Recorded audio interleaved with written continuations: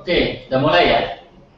Oke, jadi terima kasih yang peserta yang mau datang. Jadi tujuan acara ini adalah memberikan wawasan adik angkatan ini bahwa lulus elektro itu nggak harus cari kerjaan di lokal ataupun langsung mau nikah.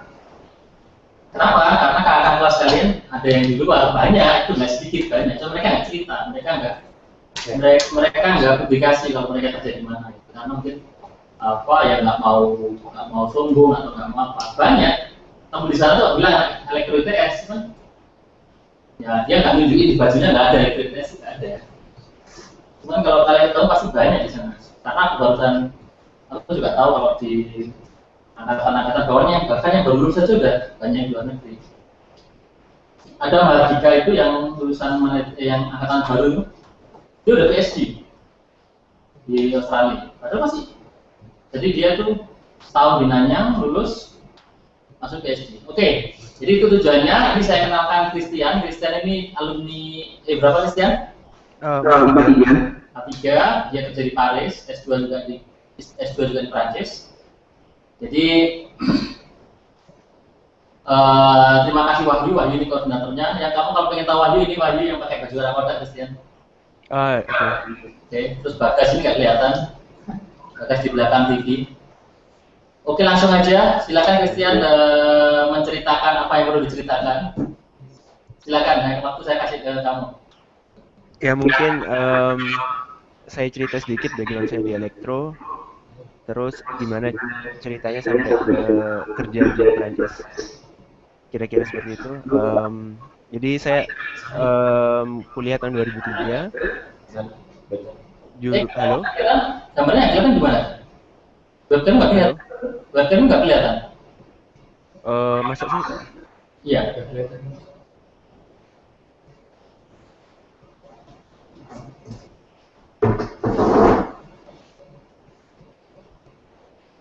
Kamu lihat kita nggak? Iya, ngeliat. Iya, aku nggak lihat kamu. Kok bisa ya?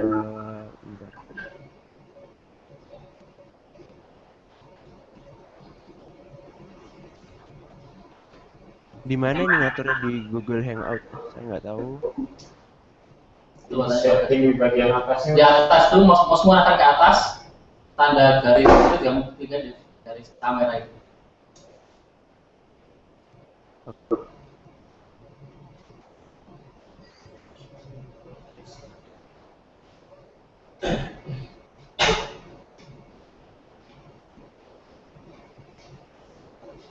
Ya, Pak, saya kelihatan. Tapi kok kecil itu? Jadi yang dia gede ya, yang kecil. Oke, ini bagus. Oke, silakan dilanjut. Ya, jadi saya masuk elektro tahun 2003, terus lulus tahun 2007 dengan bidang penjurusan elektronika arus lemah waktu itu. Terus di tahun terakhir saya ambil biomedik. Kemudian setelah lulus tahun 2007, yaitu saya berpikiran rencananya untuk sekolah S2. Saya cari beasiswa dan akhirnya setahun kemudian saya berangkat. Saya sampai ke Prancis, pendidikan S2. Terus setelah itu magang dan akhirnya kerja di perusahaan saya yang sekarang.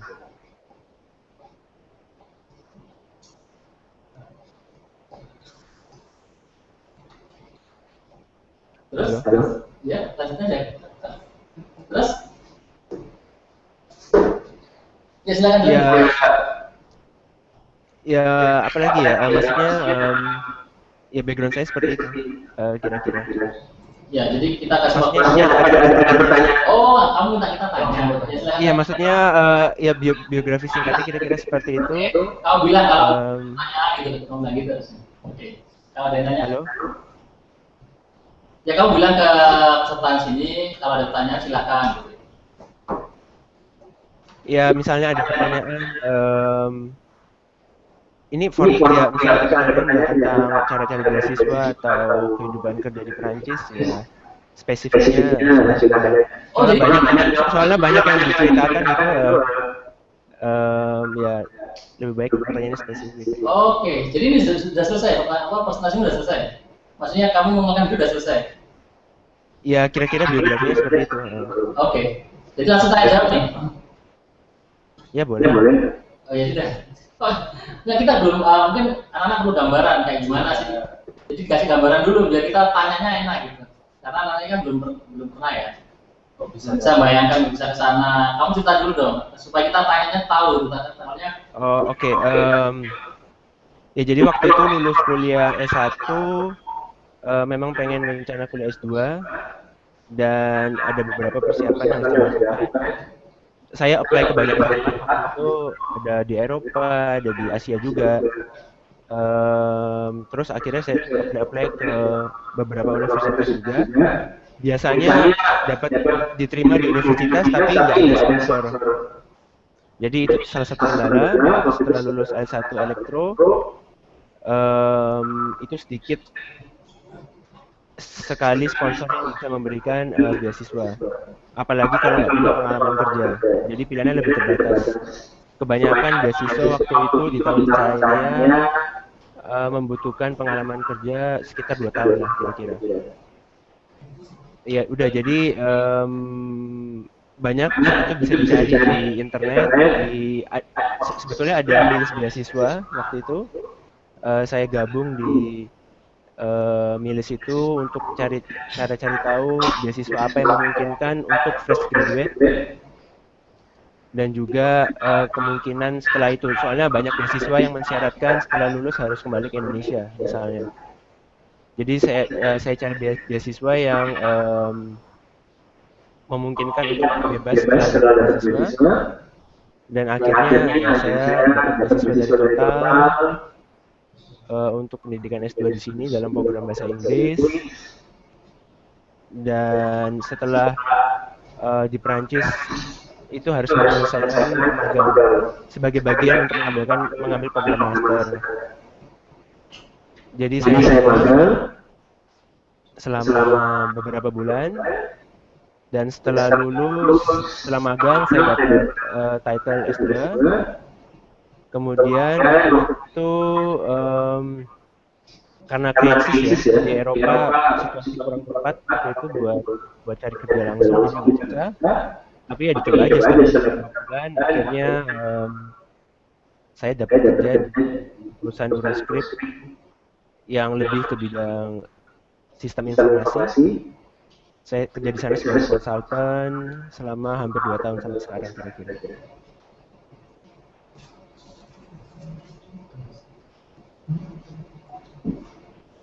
Kasih tahu ya kalau sudah selesai ya. Oh iya, sudah. Oh ya, kamu yang memberitahu ke kita, gitu. Artinya kamu langsung kontak dengan pesertanya gitu. Ya buat adik-adik, saya nggak tahu ini angkatan berapa ya Mas. Tanya aja, kamu tanya aja. Ya ini angkatan berapa? Dan rencananya biasanya gimana? Rencananya apakah S2 mau melanjutkan pendidikan S2 atau mencari kerja terlebih dahulu atau gimana? Mungkin adik-adik juga bisa sharing.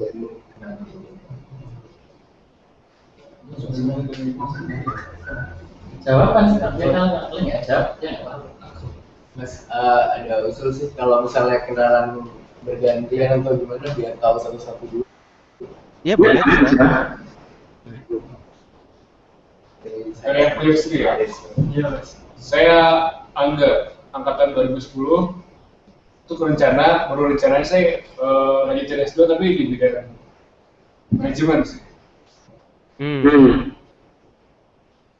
Iya, saya Wahyu dari angkatan 2010. Mungkin kalau S2 masih kepikirannya dalam negeri, soalnya ya itu belum ada gambaran luar negeri, soalnya cari beasiswanya juga nggak tahu mau kemana gitu. Sekian. Saya Faris, angkatan 2013. Rencana untuk S2 insya Allah ngambil yang manajemen, cuman diusahakan di luar negeri. Saya Rahmat, angkatan 2011. Kalau rencana sejauh ini sih bayangannya saya mau lanjut kerja dulu, cuma nanti kan S2-nya biar bisa dibiayai perusahaan. Halo, kalau saya Nasrul dari angkatan 2010. Kalau saya sih rencananya juga pengen lanjut S2, cuma untuk sementara gambarannya masih dalam negeri. Makanya tujuannya ini kan biar tahu di luar negeri itu S2-nya kayak gimana kan seperti itu. Gitu aja. Kalau saya Chandra, angkatannya 2011.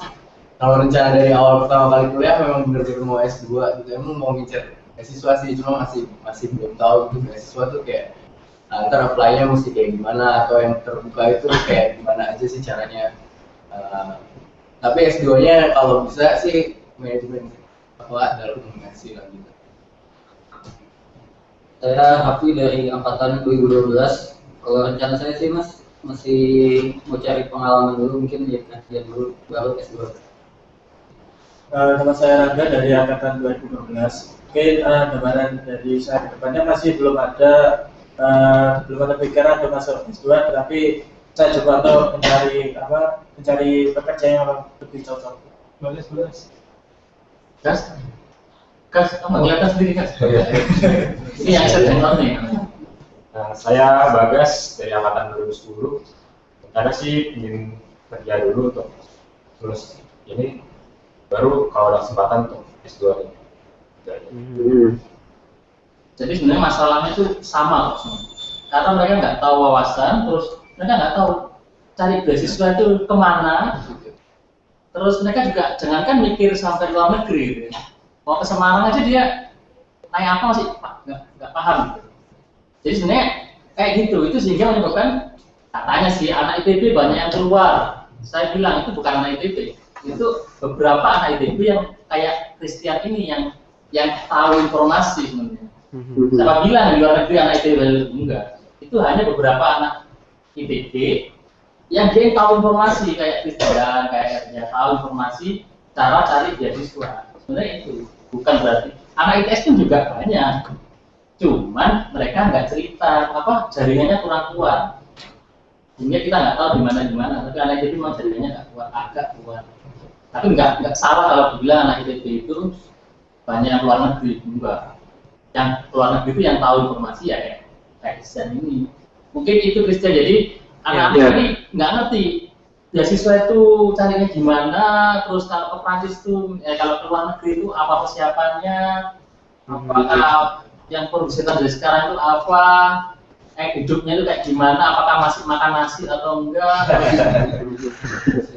Ya kamu kasih gambar itu supaya mereka bisa dari sekarang. Misalnya kalau diperlukan disiplin, misalnya harus bisa masak sendiri mulai sekarang. Gitu.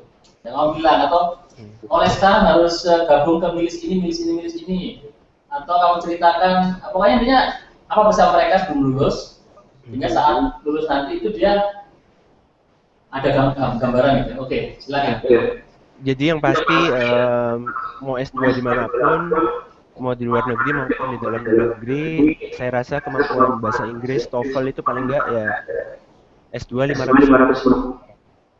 Jadi harus benar-benar dikuasai. Paling enggak punya skor segitu buat langkah pertama buat apply ke perguruan tinggi untuk pendidikan lebih lanjut.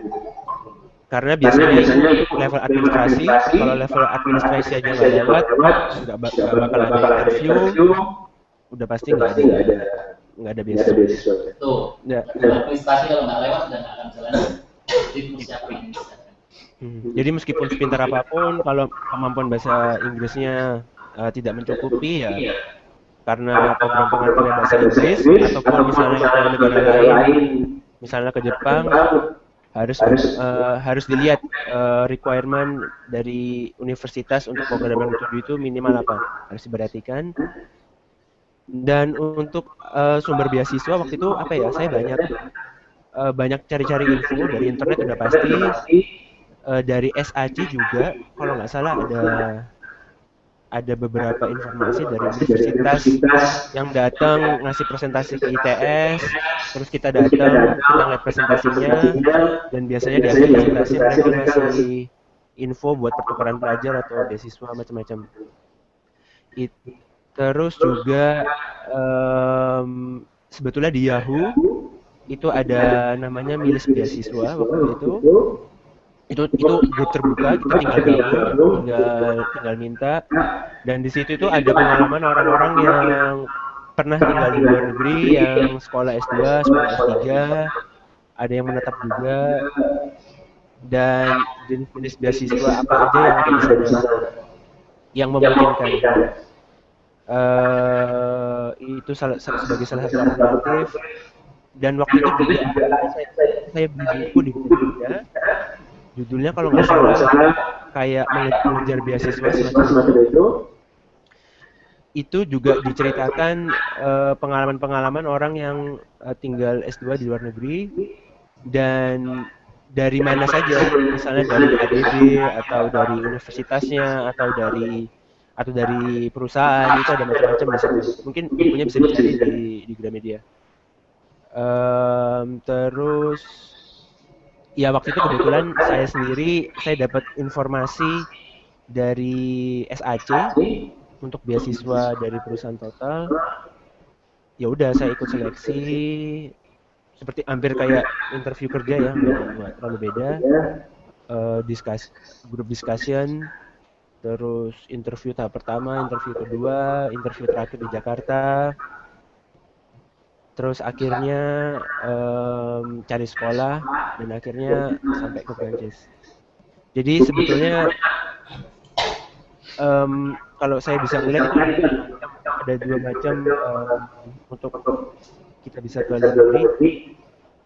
Biasanya kendala yang pertama, kita diterima di universitasnya, tapi kita nggak dapat sponsor.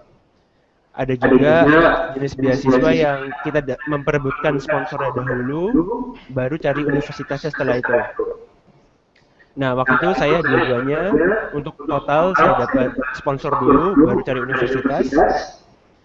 Tapi waktu itu saya juga dapat di kampus di Taiwan sama di Malaysia, itu saya dapat dari universitasnya langsung, beasiswa S2. Cuman saya nggak tertarik. Ya akhirnya saya lebih banyak ke Eropa. Untuk kehidupan di Eropa sendiri, apalagi di Paris, saya rasa cukup banyak orang Asia. Jadi apa ya, kalau masalah makan nasi tadi kayak bilang Pak Iskas, seharusnya anak kita nggak ada masalah lah. Maksudnya kemampuan dasar hidup anak kosan udah lebih dari cukup lah. Ya paling mungkin di tahun-tahun awal mungkin masalah dingin yang biasanya jadi kendala buat mahasiswa yang baru datang di tahun pertama, karena suhunya bisa sampai kurang dari 0 derajat.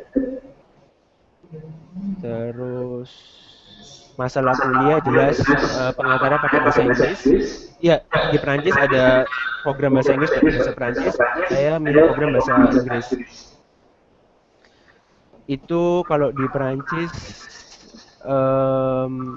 dia lebih pendek untuk program S2 ya. Dia programnya lebih pendek, dalam 1 tahun itu mungkin sekitar 8 bulan. Setelah 8 bulan diwajibkan untuk magang. Setelah magang itu biasanya sesuai dengan project dengan background pendidikan S2. Terus setelah itu baru setelah magang 4 bulan minimal kalau nggak salah untuk S2, itu baru bisa divalidasi master. Halo? Iya, benar. Ya, baru bisa divalidasi master. Ya, jadi apa ya buat adik-adik, apalagi tadi saya dengar ada yang mengambil manajemen, ya itu ya bisa aja gitu. Dan banyak juga beasiswa untuk bidang manajemen yang dia memberikan beasiswa untuk backgroundnya engineering, karena bakal untuk apa ya dual kompetensi di bidang engineering dan di bidang manajemen itu cukup dibutuhkan di sini. Jadi peluangnya ada, maksudnya setelah S2, setelah pendidikan bisa dapat kerja di negara yang kalian mau. Itu waktu itu kalau untuk beasiswa langsung setelah lulus kuliah. Tapi buat ada Mas tadi juga yang cari pengalaman kerja dulu 2-3 tahun, itu juga nggak salah. Maksudnya juga banyak teman-teman angkatan saya yang seperti itu, cari kerja 2-3 pengalaman 2-3 tahun. Setelah itu baru S2 atau dapat kerja di luar negeri.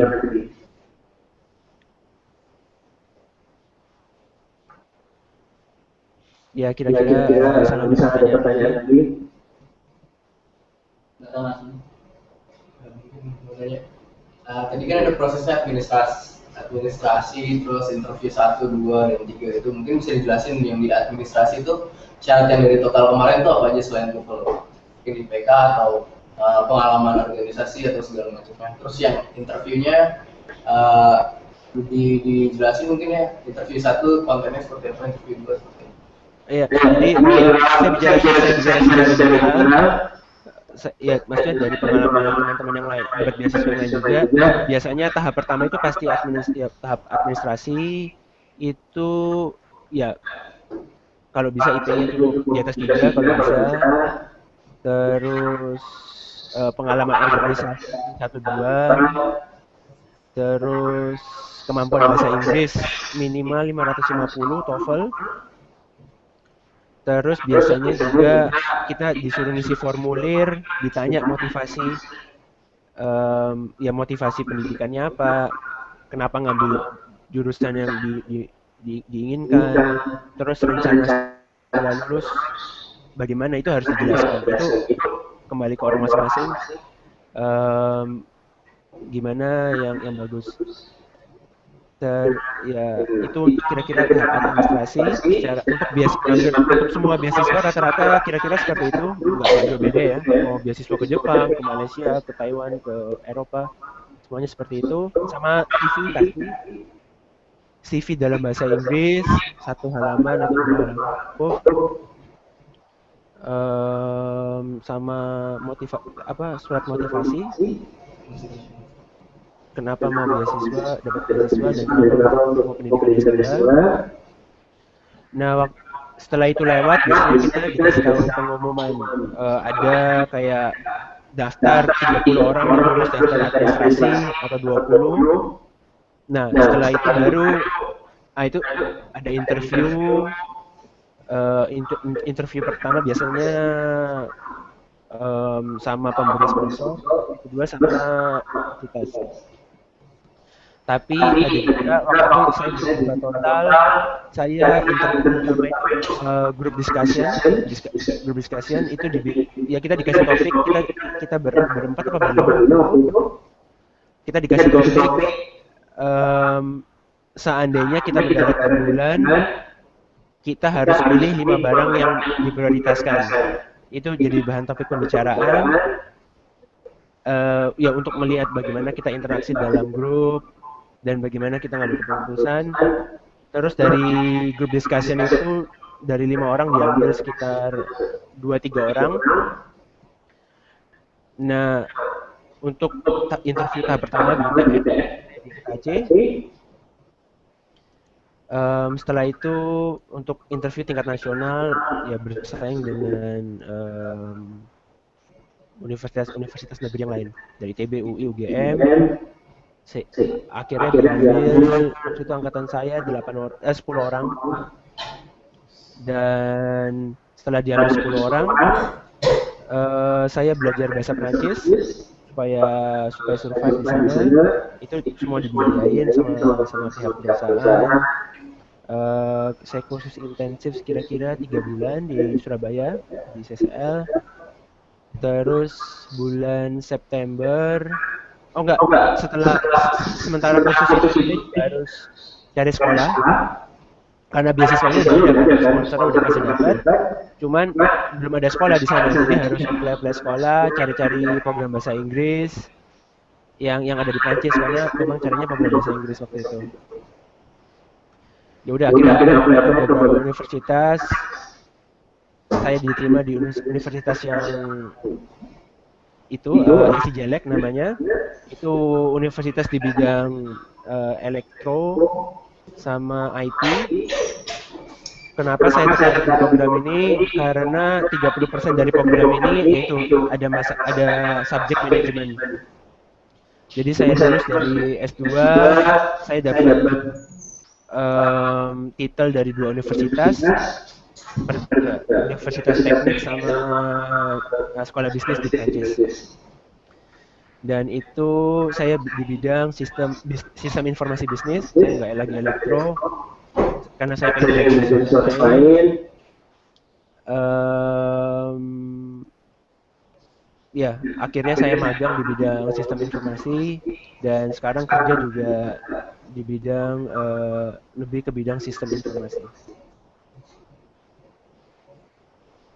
Jadi ya kira-kira itu mas tahapnya ya biasanya administrasi, TOEFL, CV, hampir sama kayak cari kerja sih sebetulnya. Cuman ada TOEFL, terus surat motivasinya lebih bukan kenapa kita diterima di perusahaan, tapi kenapa kita harus S2 gitu. Itu surat motivasinya. Terus setelah itu ya kalau ada group discussion, ya group discussion. Kalau ada interview, biasanya interviewnya juga hampir sama sih. Kenapa motivasi kita pengen sekolah untuk pendidikan lebih lanjut.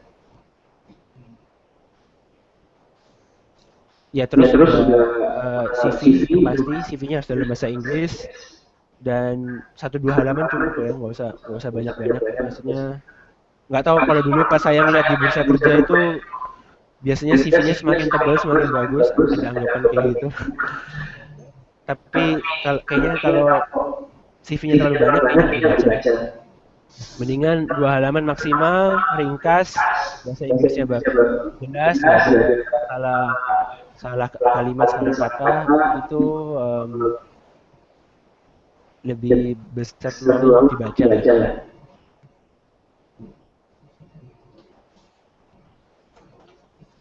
Aku tanya sekarang, Gus.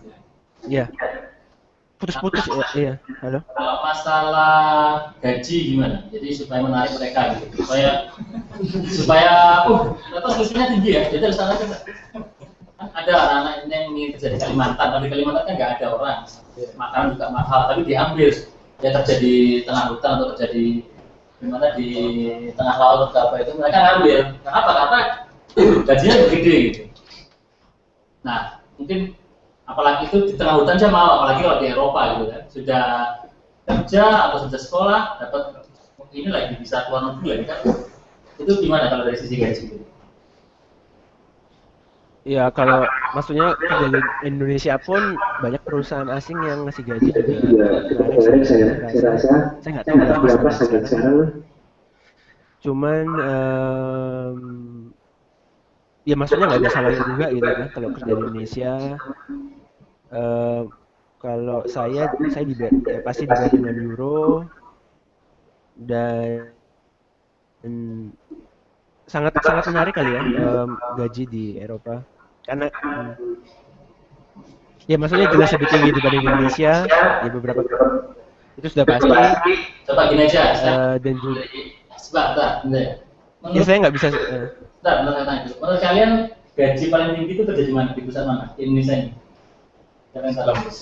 Selang bersih. Oke, apa lagi? Chevron. Migas pokoknya migas ya. Betul nggak? Dia anggap kalau kerja di situ tuh gajinya tinggi. Ya memang tinggi. Maksudnya untuk ukuran orang Indonesia ya saya yakin cukup besar kali ya. Chevron mungkin sekarang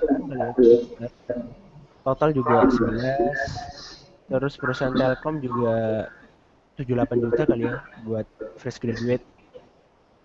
Ya maksudnya cukup menarik kalau tinggal di Indonesia. Tapi juga maksudnya uang bukan segalanya. Salah satu pilihan S2 di luar negeri itu juga untuk menambah wawasan ya yang pastinya. Gimana kita bisa ketemu dengan budaya yang lain, budaya yang berbeda, membuka cara pikir. Ya syukur-syukur kalau dapat kerja setelah itu. Tapi yang pasti dengan kalau saya waktu itu beasiswa saya juga bisa saving gitu. Dan savingnya juga nggak kalah sama kalau kalian kerja di Chevron gitu misalnya. Jadi apa itu nilai tambah kalau dapat beasiswa, dapat pendidikan juga, dapat wawasan internasional itu yang paling berharga.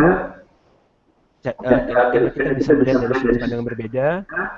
Setelah itu kalau kalian mau kerja di Indonesia, membangun Indonesia yang nggak ada masalah sih. Maksudnya itu juga salah satu pilihan yang baik. Ya meskipun kerja di hutan atau gimana, itu tergantung orangnya.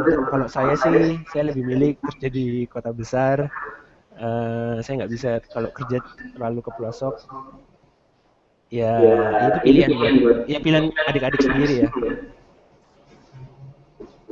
Ya menurut saya nggak ada salahnya kalau kalian mau kerja di pegunungan, mau kerja di Freeport misalnya, atau mau kerja di Afrika, juga pasti bayarannya besar, bayarannya baik, tapi itu ya kembali ke pilihan masing-masing. Kalau saya pribadi, saya milih kerja di tempat yang ya di kota lah.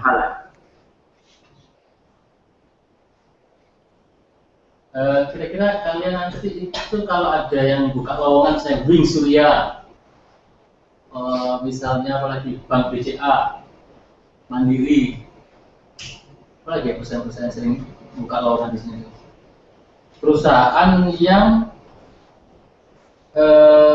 ada itu perusahaan keluarga atau perusahaan yang gampang keluar masuk gitu. Istilahnya keluar masuk itu istilahnya perusahaan apa? Yang baru masuk setahun pasti dia akan keluar karena nggak tahan. Itu istilahnya perusahaan bukan. Jadi ada istilah kayak Trans TV itu nggak mungkin karena bisa lebih dari 2 tahun 3 tahun pasti akan kelihatan nggak kreatif sedikit sudah tua sedikit dari luar lepas.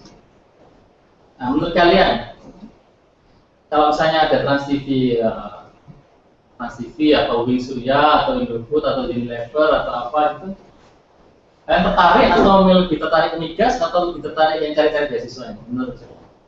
Ini saya mau misalnya kalau dulu waktu Christian dulu, waktu di sini pernah nggak ngelamar yang perusahaan-perusahaan seperti itu di SAC kan ada lowongan banyak tuh dari Semen Gresik misalnya Petrokimia misalnya Bank Mandiri, BCA, BNI, Allianz macam-macam kan perusahaan yang nawarin dulu itu kamu tertarik nggak?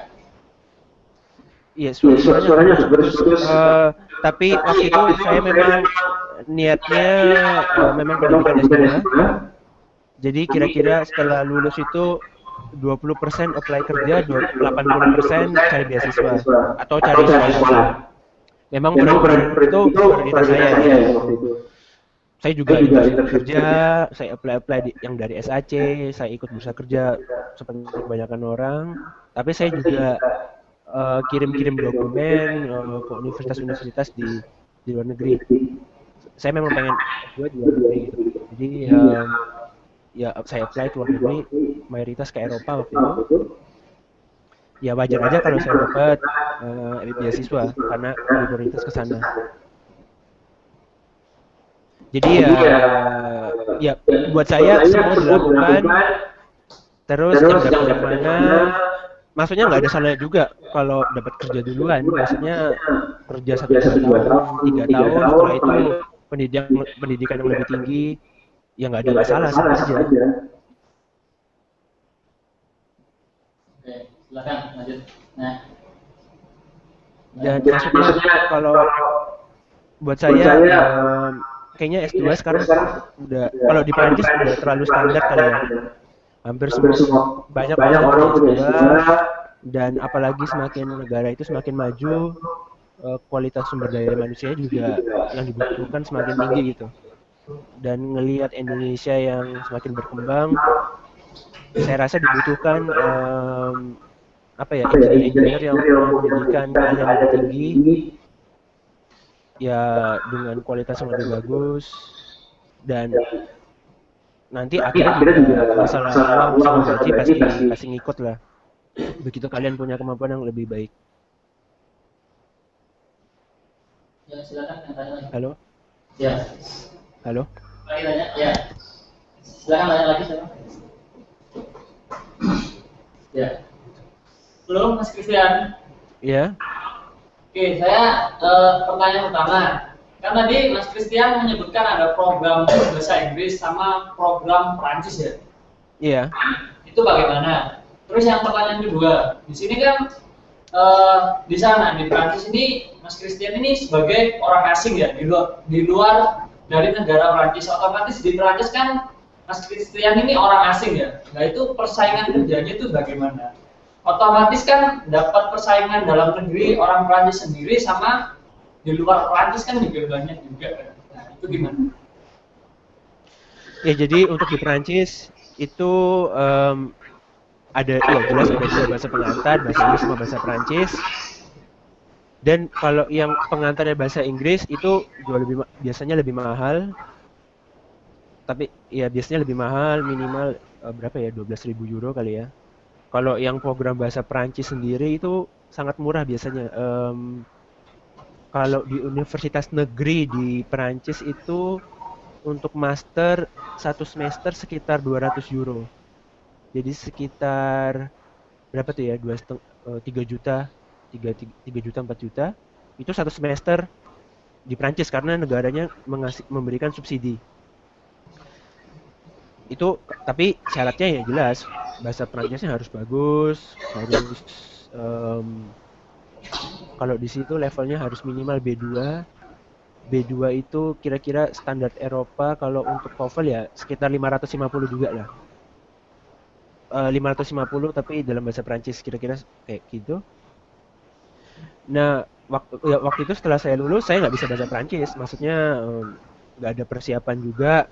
Harus ke Perancis, saya apply beasiswa ke banyak negara, saya cuma ngandalin TOEFL. Mau nggak mau saya harus ngambil program yang bahasa Inggris. Tapi karena saya dapat beasiswa dari perusahaan, ya maksudnya saya mau ikut bahasa Perancis, bahasa Inggris ya nggak ada masalah gitu, toh mereka bayar. Dan ya saya apply ke 3 universitas yang program memang carinya bahasa Inggris, dan akhirnya dapat di sana. Dibiayain uang pangkalnya, terus per bulannya juga dikasih biaya hidup sampai saya lulus. Terus mengenai masalah persaingan tenaga kerja sendiri, kalau di Eropa saat ini apa ya, di Eropa lagi krisis kan ya, di Eropa, Italia, Prancis, Spanyol, semuanya lagi krisis parah. Jadi persaingan tuh jauh lebih ketat. Pertama dari warganya sendiri, seperti yang Mas tadi bilang, dan juga dari Eropa Timur tuh biasanya negaranya lebih miskin, dan mereka biasanya ke Eropa Barat, ke negara-negara Jerman, Spanyol, Italia yang ekonominya lebih baik. Jadi persaingan pertama dari warga negara lokal, persaingan kedua ditambah dari wilayah negara Eropa sendiri menjadi lebih sulit, dan baru setelah itu orang asing ya kita. Jadi waktu itu saya ada masalah juga dengan izin kerja, karena kalau di Perancis angka pengangguran juga makin tinggi sekarang. Jadi buat negara buat mengeluarkan izin kerja itu seleksinya juga jauh lebih ketat. Harus bisa dibuktikan kalau orang Perancis nggak bisa melakukan pekerjaan yang sama untuk di bidang saya misalnya. Jadi misalnya ada 10 orang yang diinterview, kenapa saya yang lebih baik dibanding 9 orang Perancis ini? Itu harus perusahaan harus membuktikan. Ya itu sih persaingannya juga kira-kira seperti itu. Menjawab. Ya, silakan yang lain. Jadi mungkin saya mau menambahkan sedikit ya. Kalau untuk di sini waktu itu kenapa saya bisa dapat, ya itu tadi saya bilang kalau saya cuma bukan orang engineering aja, tapi saya juga lulus dari karena saya dapat dua diplom dari 2 universitas teknik dan sekolah bisnis, itu jadi nilai tambah gitu, apa diferensiasi program. Terus saya bilang kalau bahasa Inggris saya bagus dan bisa apa ya, bekerja dengan orang-orang internasional, itu bisa jadi nilai tambah untuk apa ya, mengatasi persaingan yang lebih ketat.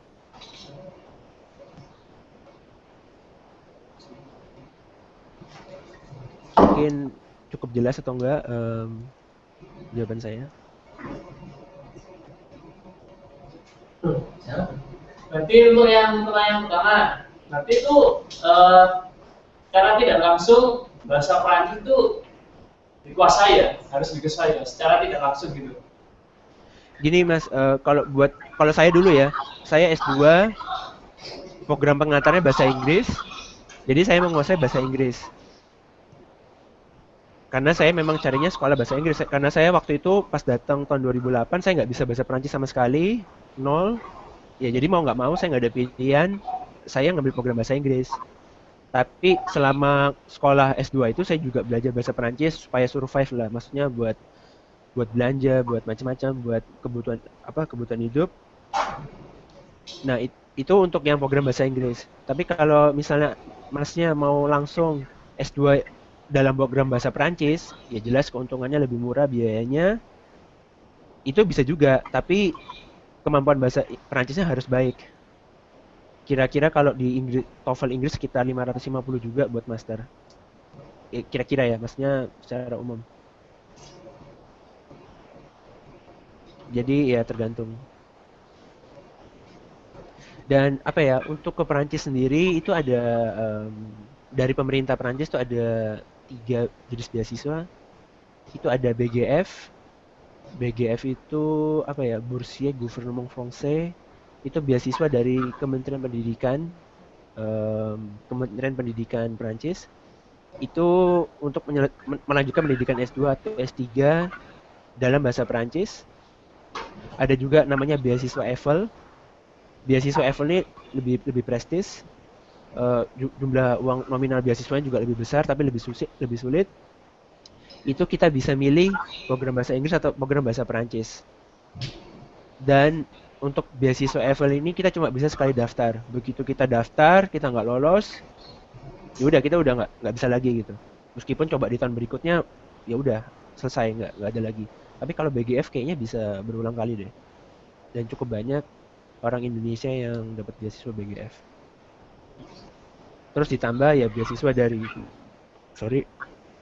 dari universitas-universitas atau perguruan tinggi lokal, juga beasiswa dari perusahaan. Dan waktu itu saya dapatnya beasiswa dari perusahaan. Oke. Ayo, yang lain.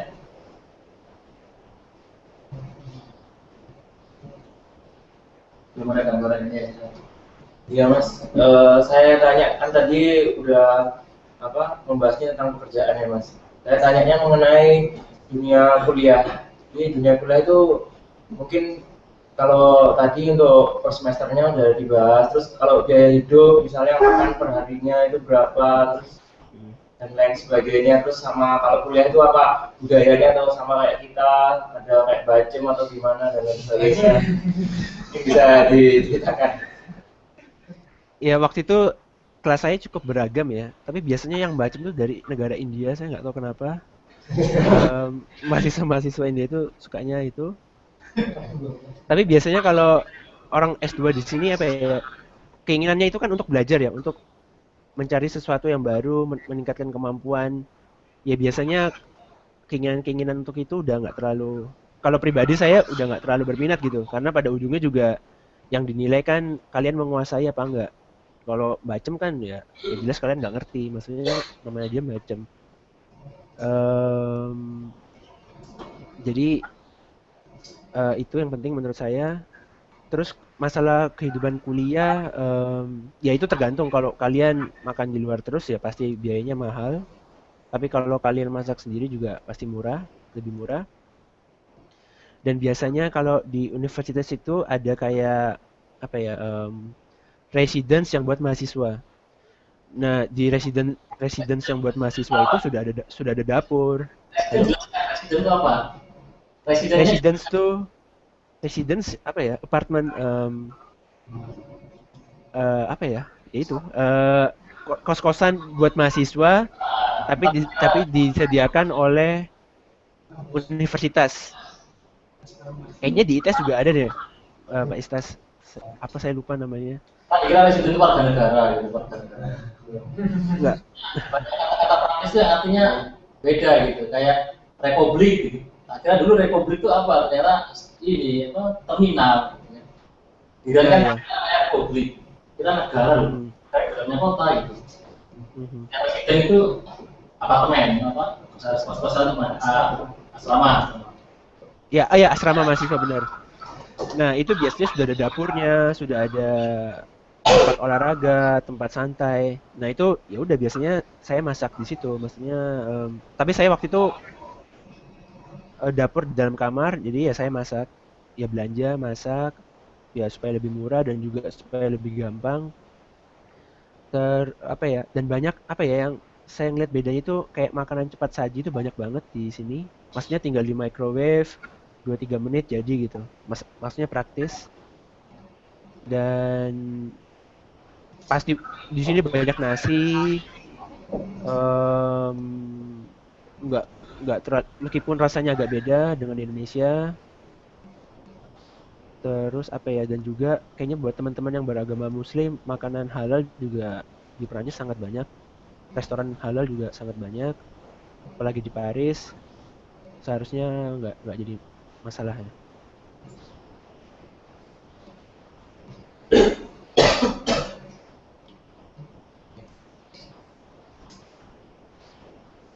Apa udah jelas Mas?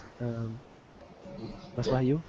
Apa lebih spesifik ke berapa gitu Mas? Misalnya untuk makan kira-kira Berapa? kosnya terus pengeluaran per bulannya berapa? Makan per bulannya mungkin sekitar berapa? Iya, jadi ya pasti tergantung gaya hidup. Kalau masak sendiri mungkin sekitar 200 euro kali ya, 200-300 euro cukup. Tapi kalau kita makan ya kita beli makan di luar bisa 400-an kali ya, 300-400. Soalnya Mas, tergantung kotanya juga ya. Kalau kota besar pasti lebih mahal, kalau belajar di kota kecil ya semuanya jelas lebih murah. Tapi minimal sekitar 200 kali ya. 200-400 euro. Kalau buat saya dan mahasiswa-mahasiswa yang lain secara umum.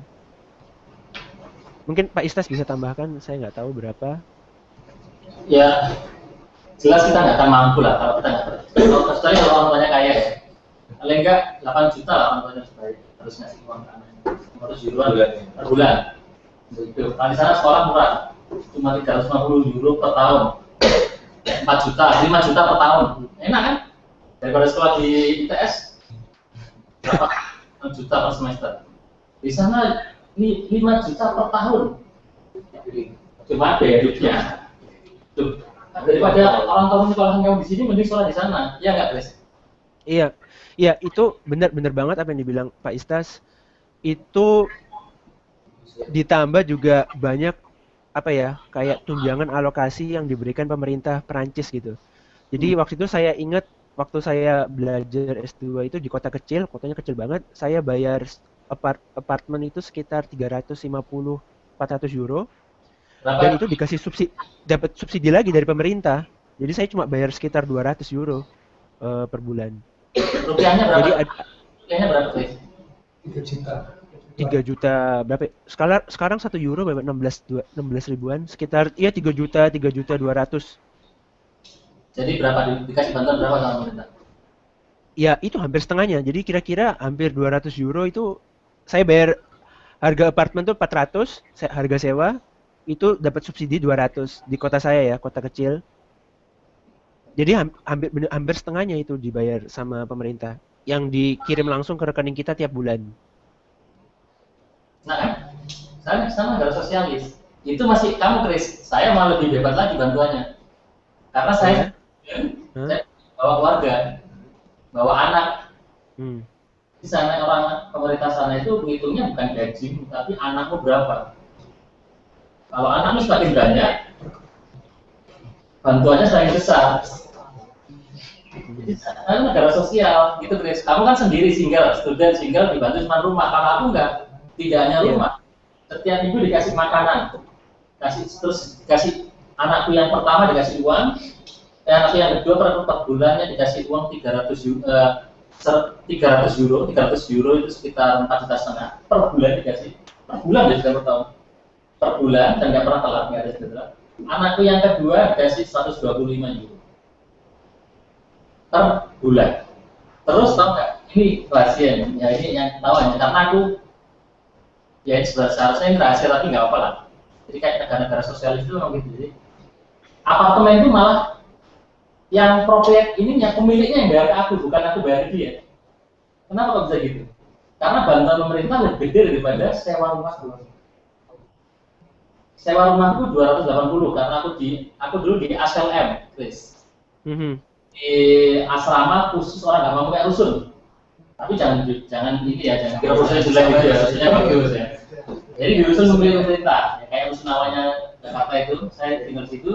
Syarat untuk tinggal di situ adalah orang-orang yang gajinya di bawah standar hidup.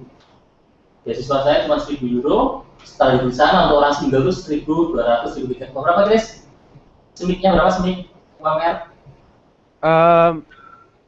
Setelah pajak 1.200. 1.200. Aku cuma Setelah pajak. Gajiku cuma 1.000. Otomatis kok itu untuk orang single ya. Itu pemerintah sana membayar sisanya itu.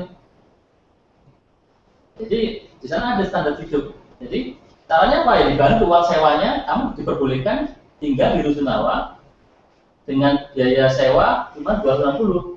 Dibandingkan kalau di swasta umum itu sekitar 600, jadi sudah 2,5 kali lipat. Setelah itu sudah dikasih uang murah, ternyata cara pemerintah dibayari dan bayarannya pemerintah itu lebih besar daripada uang sewanya. Jadi saya dulu tuh sewa saya 280, pemerintah bayarnya 282. Jadi sisa 2 euro. Jadi saya tuh selama tinggal di sana nggak pernah ya 2 tahun setengah saya tinggal di Rusunawa itu nggak pernah bayar apartemen. Jadi saya tuh hanya rezeki. itu dibuktikan sama orang-orang Arab. Itu orang migran itu punya anak semua dia yang nggak kerja. Secara sosialis. Yang kaya susah, yang miskin enak, yang nggak kerja enak. Ya guys. Iya betul itu.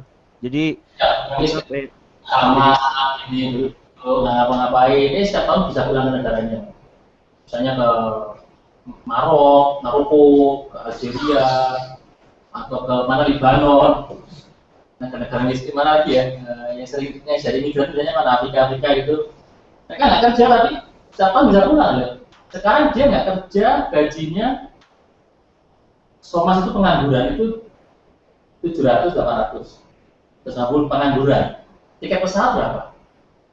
TP paling 500 euro, 600 euro. Dia sebulan dapat 700 euro. Dia bisa makan cuma roti aja, setiap tahun bisa pulang. Nabung. Lagi kalau dia punya anak. Jadi makanya kalian harus negara maju, kenapa biar tahu kalau kita tuh di Indonesia dibohongi sama mereka. Itu ketahuannya, makanya anak-anak yang ngerti kan banyak yang protes. Karena mereka merasakan sistem di sana. Sistem di sana itu orang nggak kerja itu benar-benar pasal 33 itu berlaku. Bahwa anak miskin itu orang miskin dan anak lantar itu negara yang ya. Kalau kita kan kamu nggak sakit nggak punya uang silakan mati. Tangga pun nggak ngurus. Jangankan negara, tangganya nggak ngurus kan ada samping rumah, tukang becak, anaknya sakit, meninggal, gimana? Tidak. Sana nggak bisa. Anak lahir, saya cerita istri saya itu hamil, sejak lapor ke dokter bahwa telat datang bulan, sama dokter dikirimkan dikasih surat ke laboratorium, surat dari laboratorium tadi dikirim ke dokter, langsung saya juga dokter yang daftarkan ke pemerintah. Jadi masih barusan hasil lab itu sudah terdaftar di negara anak-anak orang Prancis itu. Kita sudah lahir urus-urusan sendiri, disuruh ngurus akte sendiri. Sana enggak. Sana kamu tinggal, oh iya bu, ibu hamil, ibu hamil nanti tanggal sekian harus datang ke dokter ini untuk cek dan semua nggak bayar. Terus tanggal nanti dapat uang di 7 bulan kehamilan dikasih uang negara sebanyak hampir 14. Kalau sekarang euro 16 juta, sebanyak hampir 15 juta, 900 euro, 800-900 euro. Dikasih uang sama negara orang yang hamil. Ada berita kalau istri yang presiden juga dapat. Jadi semua orang dapat, baik orang kaya orang miskin dapat semua. Nah, pokoknya enak lah di sana tuh kayak kentut gitu, nggak perlu mikir bayar dokternya berapa, beli obatnya nggak perlu. Sudah bidannya datang bidan di rumah, ngecek kamarmu sudah bagus, kamu kurang apa, bajunya anak sudah siap belum? Kalau belum nih saya kasih surat, datang ke asisten sosial dikasih uang beli itu, kasih uang kan.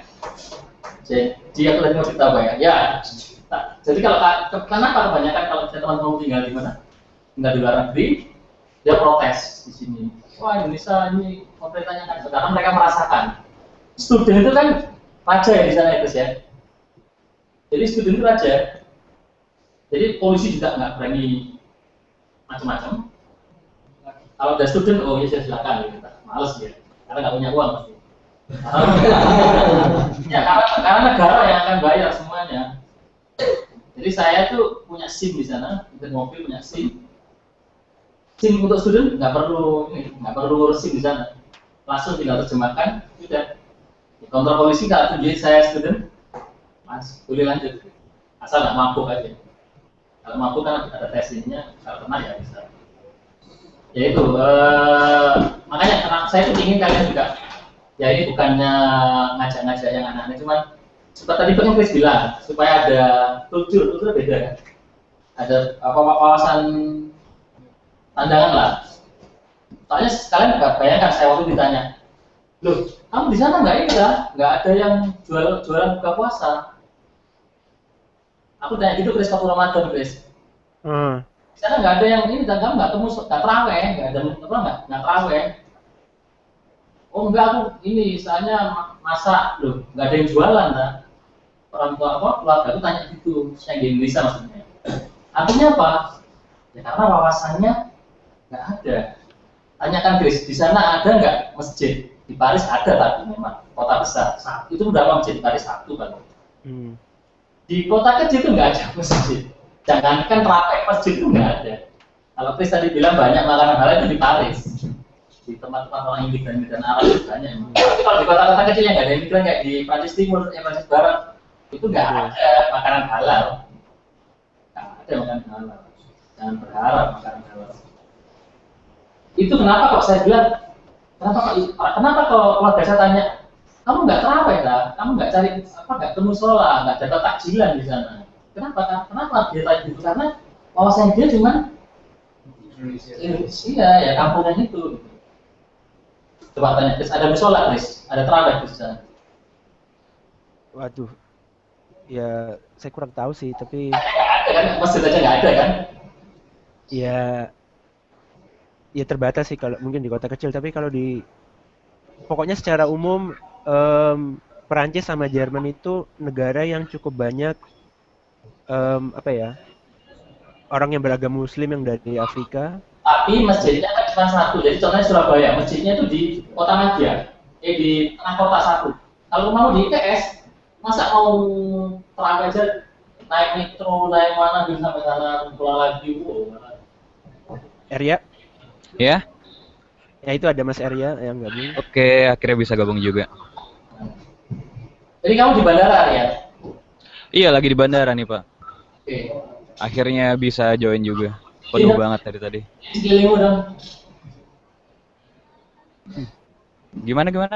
Tunjukkan sekelilingmu, tunjukkan sekelilingmu. Itu ada pesawat Pak. Oh, ini di Schiphol ya? Bandara Schiphol Amsterdam. Oke, kalau gitu kita langsung aja. Silakan Arya, tadi Christian sudah kenalan, sudah tanya jawab dengan Christian sambil nunggu kamu. Oke. Silakan kamu memperkenalkan diri, terus presentasi mau ngomong apa, terus kalau sudah selesai kamu yang langsung jadi moderasi sekalian gitu. Kamu yang mimpin acara ini sekalian gitu. Silakan. Suaranya agak kurang jelas di sini, kayak menggema gitu. Jadi gimana? Jadi aku kasih waktu kamu untuk langsung memulai. Oke. Lo belum mulai dari tadi. Kamu mulai langsung karena Christian sudah tadi dan sudah tanya jawab juga. Oke. Kamu mulai sekarang silakan saya kasih waktu untuk perkenalan, terus mau ngasih tips-tips apa saja, kamu kasih gambaran ke adik-adik ini. Setelah itu kamu kalau sudah selesai ngasih gambaran, kamu tanyain langsung adik-adiknya. Jadi nggak perlu moderator. Jadi kamu jadi moderator sekalian. Oke, oke. Ya, silakan. Ya, Assalamualaikum warahmatullahi wabarakatuh. Selamat siang teman-teman semua. Ya, nama saya Arya Fatur Rahman. Saya dari Elektro ITS Angkatan 2004. Sejak tahun 2008 saya udah mulai kuliah di Belanda. Dan alhamdulillah sampai sekarang masih di sini. Jadi masih menikmati Eropa. Apa ya? Entah apa yang mau di-share. Jadi kalau yang paling penting sih kalau menurut saya kalau ingin punya rencana untuk studi atau kerja di luar negeri itu adalah bahasa. Itu kayaknya nggak bisa dikompromir lagi. Jadi nomor satu itu bahasa. Kalau untuk selanjutnya itu detail saja. Bisa tergantung mau kemana nanti detailnya. Terus terang saya nggak tahu mau ngomong apa. Jadi kalau mau ada pertanyaan apa gimana langsung saya jawab aja di sini. Terus rencana saya juga mau boarding sekitar 1 jam lagi, jadi cuma 1 jam. Oke, mungkin Langsung tanya jawab aja. oke, tanya langsung ke tangan juga selain tangan juga. Silakan.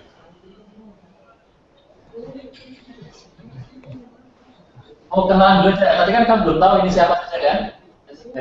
Oh, belum tahu, Pak. Ya, kenalan. Ini dari angkatan berapa? Ya, ini. Macam-macam. Oh, nggak satu angkatan semuanya. Beda-beda. Ya, perkenalkan nama saya Rangga dari angkatan 2012. Oh, 2012. Nama saya Raffi, angkatan 2012. Nama saya Chandra dari 2011. Saya Nasrul. 2 tahun. Saya Rahmat dari 2011. Saya Faris Oke. 2013. Saya Wahyu Waskito dari 2010. Saya Angga dari 2010. Saya Wahyu Narendra dari 2010. Saya Bagas dari 2010. Saya Saldi dari 2010. Saya Agung dari 2010. Saya Andi 2010. Jadi kebanyakan 2010 ya? Ya, panitianya 2010. Oh, panitianya 2010. Nanti ada 2010 sekarang 2013 sudah ini ya semester 6. Oh, oke. dulu Arya bidang studi apa? Gimana? Dulu kamu bidang studi apa? Dulu saya bidang studi elektronika. Ayo silakan yang tanya langsung. Bedanya Belanda dengan Prancis apa? Tapi di antara kalian udah ada yang punya rencana atau gambaran gitu mau ke negara mana atau mau gimana gitu? Belum ada target. Harusnya Arya yang jelaskan, kita kan ini anak-anak kan nggak tahu kayak gimana sih, apa sih apa. Jadi kamu buka dulu gambaran sekolah itu kayak gimana, kamu bisa mencapai di sana gimana. Pokoknya mulai dari start saat mungkin kamu persiapan sebelum lulus atau saat cari setelah lulus, kamu kasih gambaran dulu supaya anak-anak ada Oke. supaya adik-adiknya ada bantu bertanya. Silakan. Oke. Saya cerita dulu deh kalau gitu. Jadi dulu sejak SMA tuh saya emang udah punya rencana mau keluar negeri gitu. Dulu pas SMA sempet ujian masuk Petronas, cuman itu gagal. Lalu ya udah, tapi bahasa Inggrisnya tetap jalan. Jadi tetap belajar, tetap tes TOEFL gitu. Terus sempat nyari-nyari juga. Nah, terus waktu itu kan ke ITS itu jujur karena kayaknya ada peluang untuk keluar negeri dari ITS lebih besar daripada di kampus lain. Saya juga nggak tahu dapat dari mana, cuman buka websitenya waktu itu terus kelihatannya wah di ITS nih kayaknya ada kesempatan lebih besar daripada waktu itu kan saya juga sempat keterima di STAN atau di Sekolah Tinggi Ilmu Statistik. Itu kan lebih terjamin ya masa depannya. Tapi cuman saya udah ngambil resiko aja kayak kesini lebih oke ke ITS. Terus waktu itu ya sampai semester 8 tuh belum ada tanda-tanda keluar negeri sama sekali. Jadi sempat nyerah juga. Wah nanti aja mungkin setelah lulus nanti cari kerja di luar negeri atau S2 atau gimana. Nah kebetulan ada program double degree dari Fontis. Itu saya ngeliatnya langsung, wah ini bener-bener kesempatan nih. Sayang banget kalau nggak diambil. Dan waktu itu yang diminta sama mereka syaratnya 2, IP sama TOEFL. Kalau TOEFL saya alhamdulillah dari awal udah pede lah ya. Jadi dari SMA udah rajin belajar bahasa Inggris, udah sempet jadi itu juga jadi bahan-bahan apa sih kalau orang-orang mau ujian TOEFL gitu nanya saya dulu gitu. Cuman itu kayak bener-bener nomor satu yang harus dipersiapkan. Jadi sempat diminta jadi joki juga atau ya sebagainya lah. Lalu pas semester 8 dulu ada program double degree ke Belanda.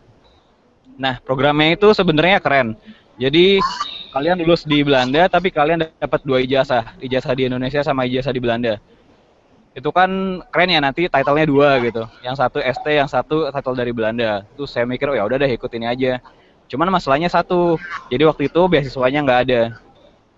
Jadi harus bayar biaya sendiri. Dan biaya sendiri itu mahal sekali. Itu sekitar berapa ya? 7.700 euro lebih. Itu sekitar 100 jutaan lebih lah untuk 1 tahun. Jadi sempat bingung juga dulu ini berangkat apa enggak ya. Terus akhirnya ya untung dulu juga di ITS sempat kerja part time. Jadi sempat ngelesin di daerah sekitar Surabaya. Ngelesin tuh dulu setahun cuma dapat tabungan 18 juta. Jadi masih jauh dari target 100 jutaan. Lalu ada beasiswa datang, untung banget ada beasiswa datang tapi cuma separuh. Jadi tetap aja separuhnya lagi sekitar 70 jutaan harus bayar sendiri. Nah itu orang tua sama keluarga tuh udah bilang, wah udah nggak usah berangkat gitu, ini risky gitu, kamu harus pinjam segini ke bank atau ke orang lain.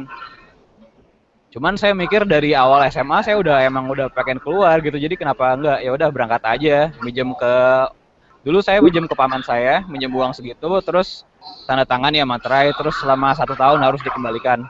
Itu emang nekat banget sebenarnya.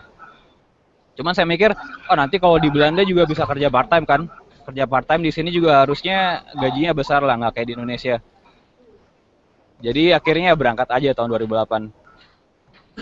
Terus 2008 sampai sini mulai kuliah itu nyari-nyari kerjaan part time juga. Itu di sini sejamnya kalau part time sekitar 100.000 tapi maksimal seminggu tuh cuma 10 jam. Jadi dulu untuk nyari uang di sini buat bayar sisa tabungan itu ya ngeloper koran lah apalah seadanya dilakuin.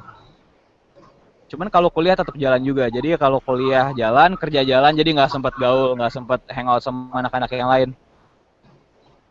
Terus di sini kan programnya double degree, jadi 1 tahun itu untuk kuliah itu udah termasuk sama final year.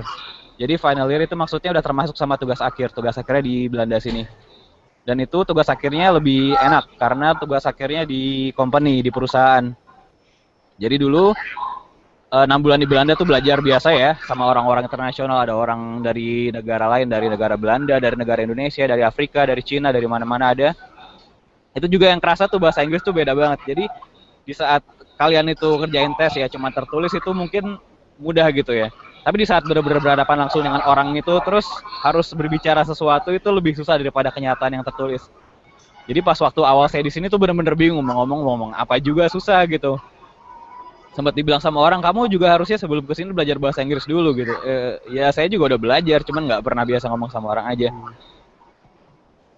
Jadi terus 6 bulan berikutnya setelah kuliah, jadi saya cari topik untuk TA, untuk tugas akhir. Waktu itu dapatnya tugas akhirnya di Philips. Lalu di Philips tugas akhir selama 6 bulan dan lalu lulus. Untung banget lulus, nggak tinggal kelas. Jadi lulus terus nyari kerja. Sebenarnya tantangan itu lebih berat ketika nyari kerja di sini, itu lebih kerasa. Udah lulus kan nggak ada kerjaan ya, itu bener-bener bebannya berat banget, harus bayar kos-kosan. Di sini kos-kosannya mahal. Jadi sebulan itu 5 juta itu udah murah, 1 kamar. Itu kamar kecil. Jadi waktu itu pas habis lulus, terus nggak punya kerjaan itu bener-bener bingung. Apalagi kalau teman-teman lain udah dapat kerja semua. Aduh, tinggal saya sendiri yang belum dapat. Padahal gimana nih? Gitu. Terus akhirnya dapat kerja juga, dan teman-teman lain yang nggak dapat kerja tuh harus pulang ke Indonesia. Jadi resikonya di situ. Jadi kalau nggak bisa nyari kerja selama 1 tahun di Belanda, kalian harus pulang gitu. Itu bener-bener resiko paling berat. Jadi waktu itu untung saya dapat kerja, ya udah lanjut sampai sekarang di sini. Sempat pindah kerja juga sih. Jadi kurang lebih gitu aja, nggak tahu apalagi kalau mau ditanyain. Silakan tanya.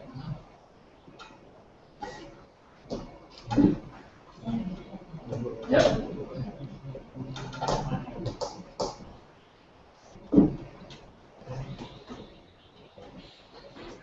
Ayo. Tanya. Iya Mas, mau tanya Mas. Untuk pas dua-duanya mungkin ya. Kan tadi dari Mas Kristiannya sendiri ngomong kalau misalnya apa namanya untuk kerja di habis kuliah, oke lah kalau kuliah di luar negeri, terus kerjanya di luar negeri itu katanya pilihan masing-masing. Terus kenapa nggak kembali ke Indonesia itu mungkin pas atau mungkin pulang dulu terus nanti kembali ke Indonesia untuk bangun. Ya mungkin dari Mas Arya dulu. Jadi kalau udah lulus di luar negeri itu kan pilihannya ada dua memang, mau stay di sini sebentar atau mau pulang. Kalau mau stay di sini lama tuh lebih susah, jadi harus bisa bahasanya, harus apply tes ini, apply tes itu, harus jadi permanent resident. Tapi katakan kita baru lulus nih, lulus kuliah, terus ada pilihannya dua, mau pulang apa enggak gitu kan. Nah beberapa teman-teman tuh yang saya jumpai di Rotterdam, mereka master. Mereka master rata-rata medicine alias dokter, jadi mereka master di situ. Dokter ekonomi, manajemen, dan mereka langsung pulang gitu loh. Jadi terus kalau di teman-teman saya yang teknik juga itu beberapa itu malah saya di sini. Jadi beda kota, beda persepsi mungkin kalau yang daerah Rotterdam. Jadi tergantung diri sendiri juga sih. Terkadang ada ilmu yang di sini kalian dapat tapi nggak bisa dipraktekin di Indonesia. Sedangkan kalau ilmu-ilmu untuk manajemen, kedokteran atau apa itu mungkin lebih bisa dipraktekin di Indonesia. Jadi mereka mungkin milih pulang. Terus ada juga alasan keluarga. Jadi ada yang kangen rumah gitu kan, ada yang nggak bisa jauh dari rumah itu mereka juga milih pulang. Kalau saya juga belum tahu sih, sekarang masih enjoy gitu ya, masih di bawah 30 tahun. Jadi masih pengen mencari-cari dulu suasana baru. Nanti mungkin kalau udah tahu mau kemana, ujung-ujungnya baru ke arah situ. Cuman kalau saran saya sih kalau sementara kalian belum umur 26 ya, 26 ke bawah lah.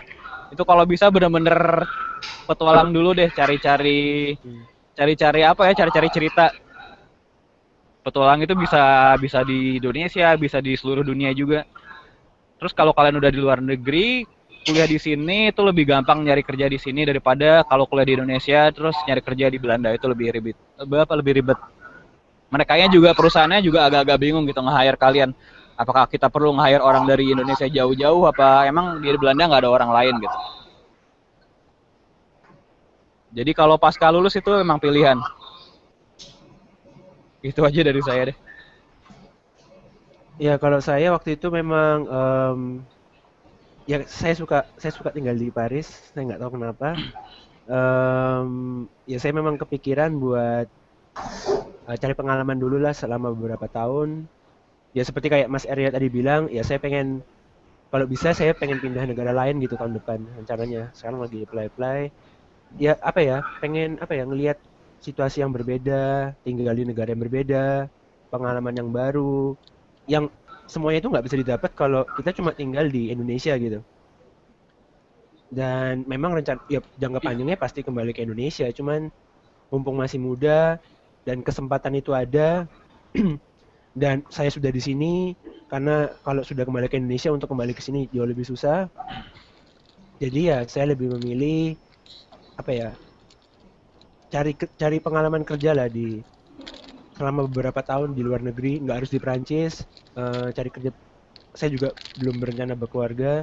Jadi apa ya? Nggak ada ikatan yang membuat saya harus kembali ke Indonesia secara umum dan itu mencari pengalaman di tempat yang baru, apa menjumpai budaya-budaya baru itu apa ya sangat menarik. Ya kira-kira seperti itu Mas.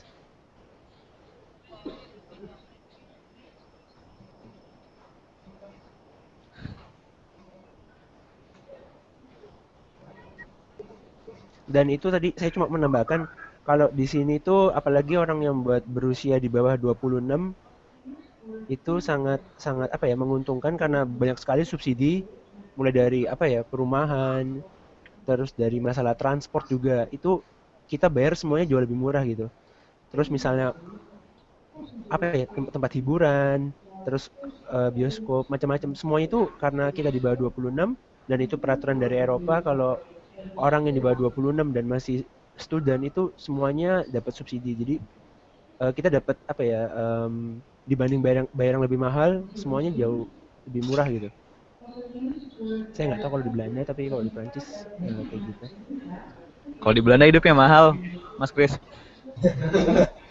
Kecuali kalau student dari Belanda sendiri itu lebih ya mungkin banyak dapat kemudahan ya kayak transport gratis. Tapi kalau untuk orang internasional tuh lebih challenging kalau tinggal di sini. Jadi ongkos bis mahal, ongkos kereta mahal, terus juga ngomong sama orang susah karena nggak bisa bahasanya. Ya gitu deh. Cuman ya itu tantangan lah kalau menurut saya. Bisa dipenuhin.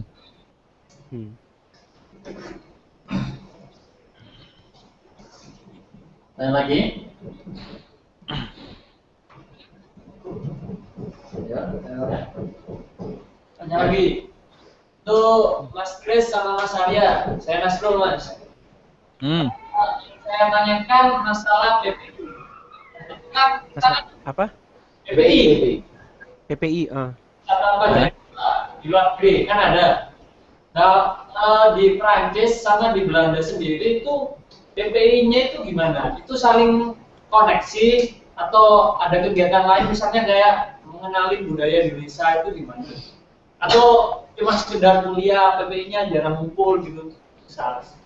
Itu gimana untuk tiap-tiap negara di Prancis maupun di Belanda? Dari Mas Arya dulu deh. Oke. Kalau dulu pas saya student itu bener-bener nggak ada waktu ya. Jadi bener-bener harus tahu sih kenal anak-anak PPI, kenal deket juga soalnya mereka kan satu kelas. Jadi ada orang-orang yang emang sering organisasi. Tapi kalau saya kan di sana bener-bener harus belajar nih, harus lulus gitu cepet-cepet. Bawa nama Indonesia juga malu lah kalau lulusnya telat gitu. Jadi harus belajar. Udah gitu harus ada kerjaan juga kan part time buat nyari uang. Itu dulu jadi sempet itu jarang gitu gabung sama mereka. Nah justru lucunya setelah saya lulus terus kerja di sini itu lebih sering gabung sama acara-acara dari anak PPI itu. Jadi lucu juga karena PPI kan singkatannya Persatuan Pelajar Indonesia. Terus kalau kalian udah lulus kan udah bukan pelajar lagi harusnya. Cuman saya tetap gabung gitu kemana-mana. Kalau di Belanda di tiap kota ada PPI, kota besar. Kalau kota kecil mungkin mereka digabung ke kota besar PPI-nya. Lalu acaranya tergantung PPI tiap kota, jadi mereka mandiri gitu loh. Emang ada PPI Belanda yang pusatnya, mereka membawahi semua ini. Cuman kalau PPI masing-masing kota mereka punya acara sendiri, independen. Dan mereka terkenal gitu, misalkan di Eindhoven punya angklung. Di Delft punya acara apa sih? Acara sesuatu kayak kesenian night gitu juga. Di Den Haag punya kayak pasar malam. Jadi seru juga gitu di sini. Gitu aja deh. Ya, kalau di Prancis sudah pasti jumlah mahasiswanya nggak sebanyak di Belanda, orang Indonesia nggak sebanyak di Belanda. Ya PPI-nya cukup aktif ya, maksudnya kita juga ada acara kumpul bareng, acara liburan bareng kayak gitu. Dan tiap tahun biasanya juga ada acara PPI dunia, itu PPI dari seluruh dunia berkumpul. Terus apa ya, PPI di Perancis kalau di kota besar sudah pasti ada PPI-nya, tapi kalau di kota saya dulu di Rouen saya belajar itu nggak ada PPI. Jadi harus gabung ke Perancis, harus gabung ke Paris karena lebih dekat. Dan ya itu tadi, ya kira-kira seperti itu.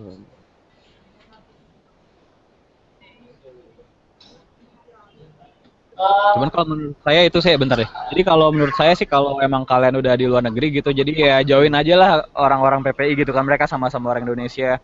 Karena langka gitu di sini nemuin orang Indonesia itu. Mungkin dari 1 per berapa kilometer baru nemu 1 orang lagi.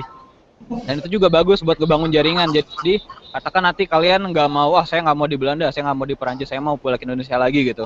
Nah dari orang-orang PPI itu biasanya nanti mereka punya jaringan masing-masing, terus kita bisa connect gitu ke networknya mereka, kita bisa dapat kesempatan kerja juga di Jakarta atau di mana. Itu bagus banget emang. Gitu aja.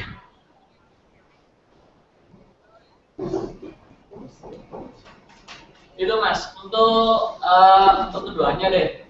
Masalah kan ada PPI ya. Sekarang kan misalnya ada mahasiswa elektro ITS ingin negeri. Tapi di sini kita nggak tahu harus menghubungi siapa. Sedangkan kita nggak tahu PPI yang di sana di negara A misalnya, nggak tahu PPI-nya itu siapa saja misalnya kayak gitu lah. Kalau kita ingin nyari info, ingin studi ke Prancis atau Belanda misalnya, nah itu kita itu harus misalnya cari informasi ke PPI mana kayak gitu.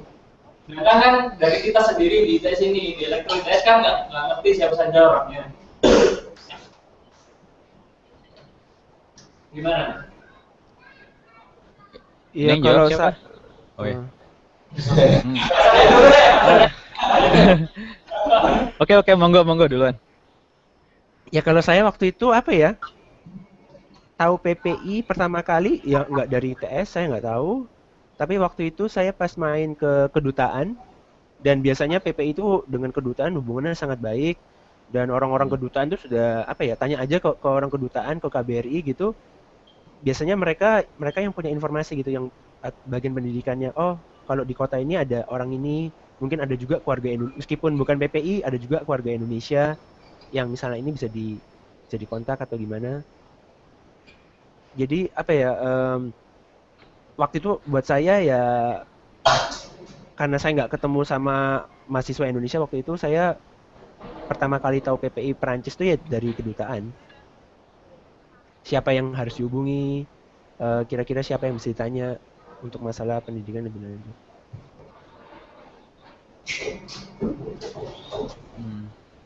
Ya kalau dari saya seperti itu sih.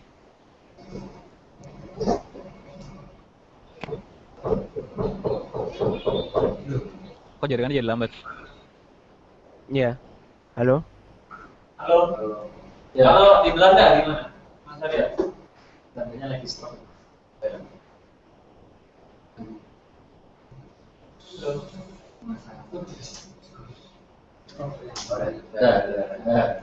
Tanya lagi. Gimana Mas kalau yang di Belanda? Oh, no. Halo. Halo.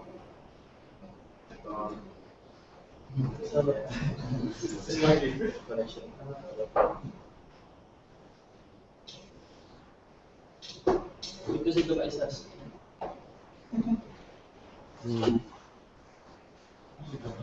Karyanya putus. Dibatasi 15 menit biasanya kalau di airport, enggak? Ya guys. Ya 1 jam sih biasanya sih. 30 Aja. menit 1 jam tergantung. Tapi kayaknya hilang sinyal deh itu si Arya.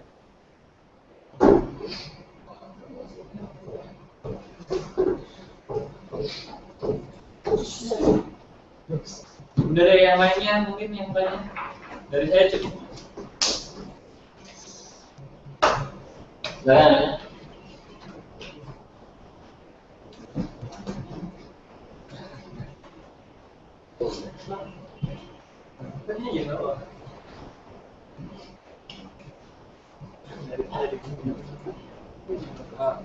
Mungkin saya mau nanya Mas, tadi kan Mas bilang kalau beasiswa di Prancis itu ada 3 macam ya, yang dari BGF, IFL, sama yang dari perguruan tinggi atau perusahaan. Nah, mahasiswa itu bisa nggak mengambil lebih dari 1 beasiswa? Oh ya pasti bisa. Itu pasti bisa karena nggak ada hubungannya antara beasiswa BGF dari pemerintah sama EVEL sama perusahaan. Itu prosedurnya juga beda-beda. Benar-benar independen, maksudnya ya kalian harus untuk masing-masing jenis itu ya kirim ke, kalau ke universitas ya kirim ke universitasnya langsung. Nggak ada hubungannya. Jadi benar-benar apply aja semuanya. Terus kalau yang buat yang dari BGF itu kan dari Dignasnya Prancis gitu ya. Itu ada prioritas nggak buat misalnya diprioritaskan mahasiswa lokal atau sama rata semuanya? Kalau BGF itu justru buat mahasiswa asing, nggak ada orang Perancisnya. Dan itu biasanya ya, itu jadi prioritas dari mahasiswa-mahasiswa negara berkembang. Kayak Indonesia, India, Cina. Itu biasanya jadi prioritas. Afrika, negara berkembang. Kuotanya juga cukup banyak. Dan itu apa ya, banyak yang dapat gitu orang Indonesia di sini.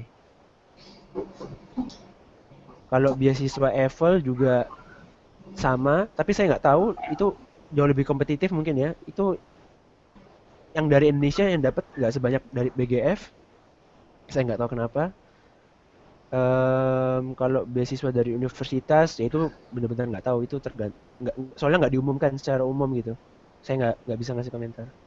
Kalau beasiswa BGF sama EVEL itu setiap akhir periode seleksi itu dikasih tahu di internet, ada di websitenya.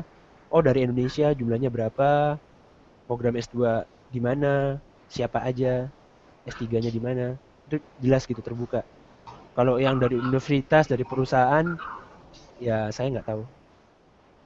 Tapi kalau saya cuma bisa share, waktu itu dari total sampai sekarang sudah ada 4 anak ITS yang dapat beasiswa. Dari tahun saya yang pertama, terus ada 1 tahun anak mesin di bawah saya, terus anak mesin lagi, terus yang terakhir nih anak elektro, anak kontrol, itu yang dapat beasiswa S2 di sini. Dan biasanya rata-rata sekitar 6-7 orang per tahun. Itu buat 4 universitas, ITS, ITB, UGM, sama UI.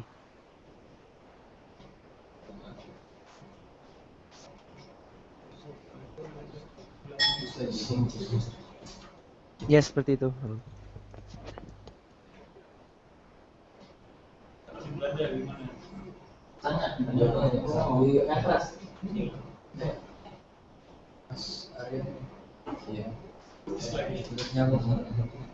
Arya?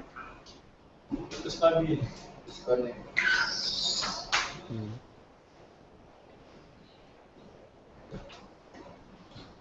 Udah Mas Kris aja deh, tanya lagi Mas. Halo. Halo. Ya, ini kan tadi Mas Kris dapat dari total ya. Nah itu kalau dapat beasiswa dari total itu ada nggak semacam kayak ikatan kontrak itu sehabis dikasih beasiswa dari total, sehabis menempuh studi di Prancis, terus mengabdi di total, ada semacam kontrak kayak gitu nggak dari Mas Kris sendiri? Gimana? Kalau saya nggak ada, ya saya ditawarin, cuma saya nggak mau. Saya waktu itu ditawarin ke Balikpapan, saya nggak mau. Saya lebih memilih stay di sini. Ya udah, saya untuk total nggak ada ikatan sih.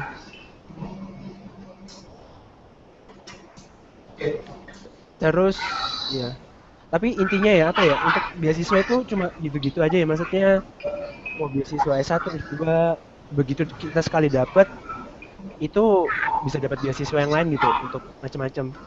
Itu waktu itu beasiswa kedua saya dapat DAAD dari Jerman buat summer course di Jerman selama 2 bulan belajar SAP.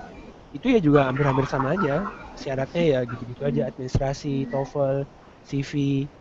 Maksudnya begitu kita sekali lewat tahu caranya, nanti berikutnya itu pasti lebih mudah. Ada yang mau tanya ke Arya? Halo, iya. Maaf tadi internetnya di airport agak unreliable, agak berat. Gimana? Jadi sekarang sampai mana? Mau nanya kan? Iya. Iya, boleh. Buat yang di Belanda, tadi kan Prancis ada beasiswa dari pemerintah. Kalau dari Belanda ada nggak? Beasiswa dari pemerintah, tapi untuk yang mahasiswa asing. Pemerintah mana nih? Belanda maksudnya? Pemerintah Belanda atau pemerintah Indonesia? Belanda. Mungkin pertanyaannya beasiswa apa aja yang memungkinkan kita mahasiswa asing bisa sampai ke Belanda gitu? Ya bisa beasiswa dari Indonesia, beasiswa dari Belanda, dari universitas, apa aja gitu, Mas Arya? Beasiswa dari pemerintah Belanda itu yang paling saya tahu tuh cuma satu, itu namanya Stunet. Nanti bisa saya kirim linknya, itu artinya Studeren in Nederland, itu atau belajar di Belanda, itu beasiswa yang diberikan oleh pemerintah Belanda. Itu mungkin kalian bisa apply itu. Cuman kalau untuk beasiswa lain apa ya? Dulu saya juga dapatnya itu gabungan dari beasiswa Dikti sama beasiswa dari pemerintah Belanda sendiri. Jadi tergantung program apa yang pengen kalian cari. Cuman kalau untuk beasiswa gini detailnya kalian bisa ini, nanti saya kirim linknya aja deh. Itu di Twitter tuh ada. Studi di Belanda nama Twitternya. Itu mereka selalu update terus. Jadi beasiswa dari mana gitu, detailnya di situ semua ada. Yang kalian butuh jadi nama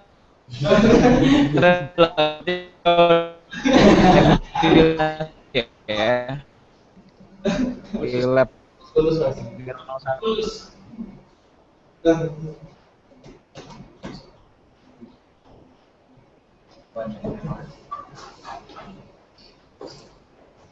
di sini bisa ngechat nggak sih? Bisa. Halo Arya. Halo Arya. Ya. Ya, silakan. Ah, Gimana? kan tadi putus-putus, anak-anak nggak dengar putus-putus tadi. Ulangi. Ulangi dari mana? Dari mana tadi? Beasiswa apa saja beasiswa? Tuh. Oh, kalau mau cari beasiswa nanti saya kirimin linknya aja. Ini satu sudah saya kirim dari beasiswa Stunet. Terus yang beasiswa lain tuh biasanya ada di Twitter atau di internet ya. Mereka deskripsi langsung gitu loh. Beasiswa ini dari sekolah ini atau dari sekolah itu atau dari institusi mana gitu. Mereka menjelaskan detailnya. Kalau mau nanti saya kirim aja, ada studi di Belanda nama Twitternya. Itu lebih detail di situ. Kalau dulu saya dapatnya beasiswanya itu Dikti. Jadi dari Indonesia, bukan dari Belanda. Tuh. Puas? Ada gimana? Saya cuma mau menambahkan sedikit ya. Waktu itu saya ingat selain di International Office ITS, waktu itu saya juga pergi ke International Office di Ubaya karena di situ banyak perwakilan universitas dari Belanda sama Jerman. Itu apa ya? Mungkin bisa sebagai salah satu alternatif buat cari info.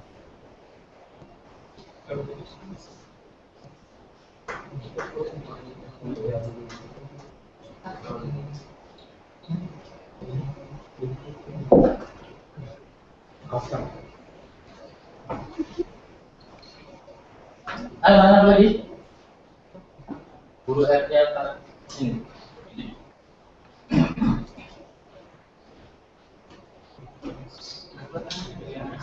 Ada lagi tanya?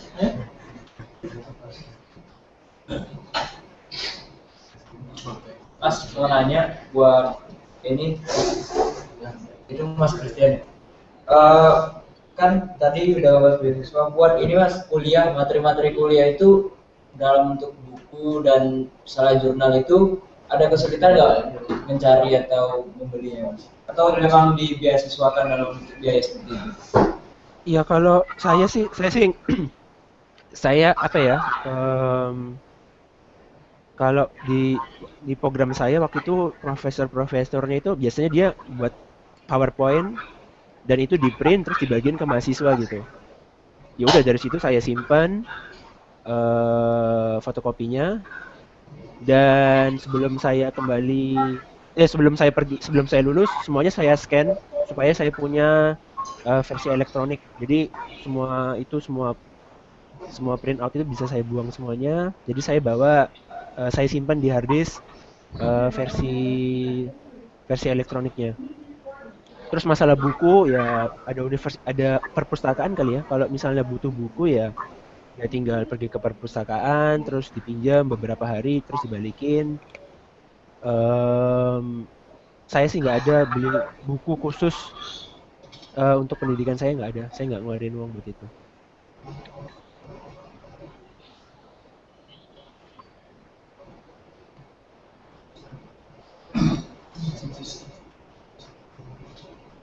Ya saya kira seperti itu. Dan juga kalau misalnya dosennya punya versi PowerPoint, ya minta aja ke dosennya langsung. Jadi nggak usah repot ngeprint, dan semuanya juga bisa disimpan gitu. Itu tergantung dosennya sih. Saya nggak bisa bilang banyak.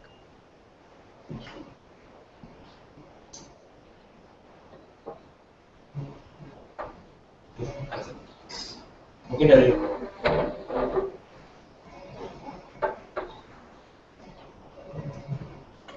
lagi.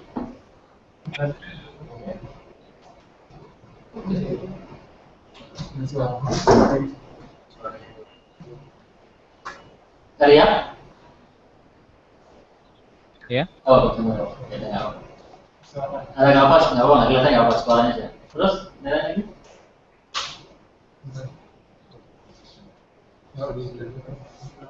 Apa? Saya nanya. Mas Arya mungkin pertanyaannya tadi Mas mengenai Ini kendala kayak di perkuliahan sekali selain yang masalah bahasa bukunya, buku atau segala macam biaya hidup di Belanda kayak gimana? Kalau dulu di sini saya sama dosen tuh disuruh beli buku ya. Ada satu buku telekomunikasi tuh harganya 1 juta waktu itu. Itu mahal banget. Satu buku 1 juta. Terus di sini kan nggak ada tukang fotokopian, jadi nggak bisa kayak di Indonesia gitu, ke tukang fotokopi pinjam buku teman kamu terus difotokopi semua, itu nggak bisa. Makanya dulu teman-teman pada beli, terus saya bingung, ini beli apa gimana ya? Nah, sebenarnya di luar ini masalah untuk kalian gantung kalian sendiri sih. Jadi kalau kayak buku, kayak apa itu tergantung inisiatif kalian aja. Jadi saya, in the end, saya minjem ke orang lain bukunya. Ke kakak kelas, terus nanya-nanya juga materinya gimana. Cuman kalau dari segi infrastruktur itu nggak ada yang kesulitan deh. Mungkin bahasa itu yang nomor 1 lebih susah daripada buku atau materi kuliah. Materi kuliah di sini nggak jauh beda kok sama di Indonesia. Jadi kalau di Indonesia kalian bisa ngikutin, di sini juga pasti bisa ngikutin juga. Jadi kalau ya gitu aja, jadi tergantung inisiatif kalian mau gimana. Kalau punya jaringan, punya kenal anak-anak PPI itu lebih gampang. Lebih bisa tahu siapa yang harus dituju untuk minjem buku, untuk minta belajar ini, belajar itu gitu. Itu aja kalau dari saya.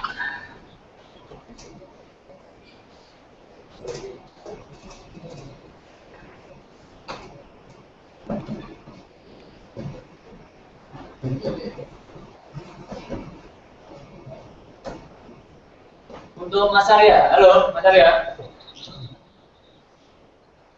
Iya. Kan tadi kalau di Perancis kan ada yang namanya residen tadi ya, kayak asrama mahasiswa yang disediakan oleh pihak kampus ya. Kalau di Belanda sendiri itu gimana? Tergantung kampus kalian di mana. Kalau di Enovan dulu tempat saya itu nggak ada. Jadi ya kalian harus nyari sendiri, tinggal di mana, terus ya itu dia, kalau sebelum ke Belanda punya kenalan anak-anak PPI gampang, jadi bisa tinggal bareng serumah. Tapi kalau di kampus, beberapa kampus tuh mereka punya organisasi yang emang khusus untuk student house. Jadi semua student masuk di rumah itu, notabene lebih murah daripada kalau nyewa rumah sendiri ya. Tanpa bantuan organisasi itu. Cuma ya gitu, student itu salah satu juga untuk universitasnya sendiri. Cuman kalau di kota-kota besar kayaknya nggak susah kok nyari tempat tinggal. Jadi nggak usah khawatir.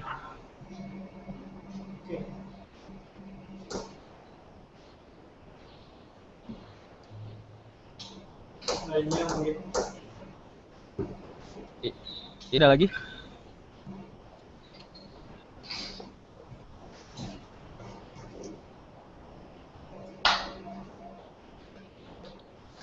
Ya, Mas, boleh saya tanya, yang untuk Mas Elia, biaya hidupnya di Belanda sendiri itu per tahunnya berapa kira-kira?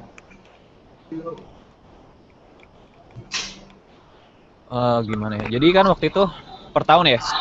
Jadi waktu itu kan saya yang kesini kan harus punya uang sekitar 100 jutaan itu di dalamnya itu udah. Jadi kalau kamu mau ke Belanda mau bikin visa itu sebelum bikin visa harus punya sesuatu yang namanya ya biaya hidup kamu per tahun gitu loh. Jadi sebenarnya uang kuliahnya tuh nggak semahal itu, cuman biaya hidup kamu tuh termasuk di uang kuliahnya. Jadi kamu bayar lebih untuk uang kuliah, tapi nanti kalau pas kamu udah sampai di Belanda uangnya dikembalikan ke kamu. Kalau untuk per bulan itu sekitar berapa ya? Sekarang saya ngabisin sekitar 500 lah per bulan. Cuman itu ngirit banget, tergantung biaya tergantung lifestyle lagi. Kalau orangnya suka keluyuran, suka nonton bioskop gitu, suka hangout, itu mungkin sekitar 800 sampai 1000 sebulannya. 1000 euro. Cuman saya orangnya ya gitu, nggak pengen, pokoknya uangnya ditabung deh kalau gitu. Jadi sebulan sekitar 500 tuh udah lumayan. Cuman kalau orang student itu lebih murah. lifestyle-nya dibanding kalau orang kerja. Jadi asuransi lebih murah, terus kemana-mana mungkin dapat fasilitas yang gratis.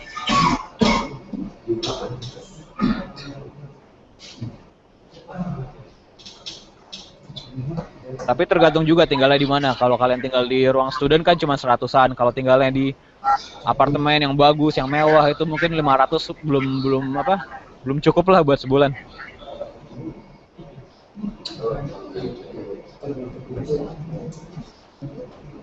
Ya Mas, untuk Mas Area, Yes. dari 500 euro itu kalau dikurangi dengan beasiswa itu kira-kira berapa Mas? Apa itu Tergantung 500? beasiswanya. Kalau Mas Area sendiri dulu gimana? Oh dulu saya nggak beasiswanya cuma separuh. Saya bukan orang beasiswa yang dapat banyak gitu loh. Saya cuma dapat separuh. Jadi beasiswanya saya pakai buat bayar biaya kuliah. Jadi uang kuliah saya udah lunas gitu loh.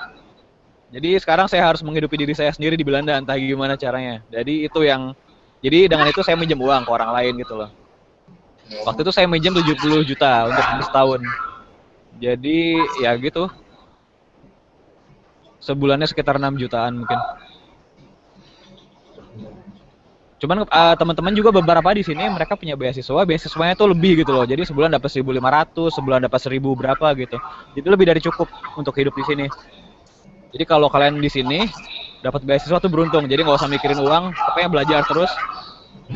Tapi juga ada drawbacknya. Kadang-kadang kalau dapat beasiswa itu kalau nggak lulus dalam jangka waktu yang ditentukan harus balikin uangnya gitu. Atau itu tergantung lagi beasiswa apa yang kalian dapat. Cuman kalau kalian pengen bener-bener kesini ya, kalau saran saya sih langsung berangkat aja gitu, langsung bener-bener udah beasiswa apa nggak beasiswa gitu, pokoknya saya mau niat kesana gitu. Itu bener-bener mindset yang harus dipunyain kalau bener-bener pengen kesini. Kalau untuk jalan atau nanti metodenya kayak gimana biar kalian bisa sini, kalian punya Terus ya. Jadi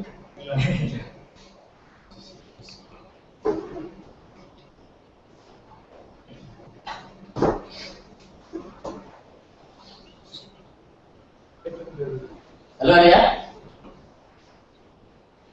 Nggak dengar suaranya? ya. Ada. Ulangi tadi putus-putus. Halo ya. Ya, sudah dengar. Oh iya, sorry. Yang dari mana nih diulanginnya? Dari mana tadi? Airportnya, parah banget wifi-nya. Mana? Iya, mau diulangin dari mana? itu Mas yang tadi kalau misalnya berangkat tinggal yang penting berangkat aja niat. Oh iya, jadi kalau menurut saya sih dulu kalau pikiran saya tuh gini ya, pokoknya ini udah ada jalan gitu ke luar negeri, udah ada metodenya, jadi udah tinggal berangkat aja deh, nggak usah bingung gitu. Nanti kalaupun nanti masalah uang atau masalah apa, mungkin nanti keluarga bisa bantu atau di sini bisa kerja part time atau mungkin di sini bisa nggak tahu, ada pasti rezeki itu ada gitu loh. Jadi kalau emang bener-bener pengen belajar atau kerja di luar negeri ya harus bener-bener pengen gitu loh. Jadi jangan saya nggak dapat beasiswa gitu, terus jadi putus asa gitu, jangan. Jadi terus cari jalan, pasti nanti nemu jalannya.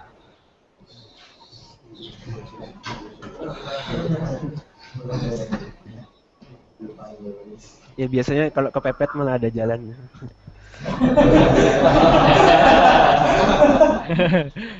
itu biasanya gitu.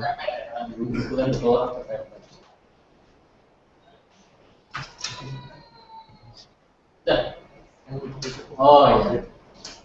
Kira-kira ada yang kalian mau tambahkan lagi nggak? Elia atau Christian? Ada yang mau disampaikan lagi ke adik-adik angkatan?